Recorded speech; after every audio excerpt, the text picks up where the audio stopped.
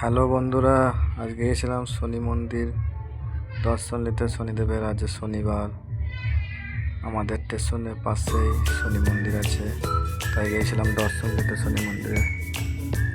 শনিদেব খুব জাগ্রত আমাদের এখানে। মন্দিরটা দেখো খুব বড়। আজকে সন্ধ্যে 7টার সময় পূজা হবে। সকাল থেকে সব গেছিল সবাই। সন্ধ্যে 7টার সময় আবার যাব।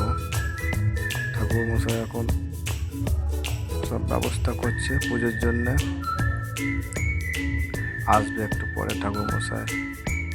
শনিদেবটাকে কত সুন্দর সাজিয়েছে দেখো বন্ধুরা। ভালো লাগলে লাইক করবেন, ভালো লাগলে শেয়ার করবেন, কমেন্ট করবেন। জয় জয় শনিদেব, এই ঠাকুর মশাই আমাদের।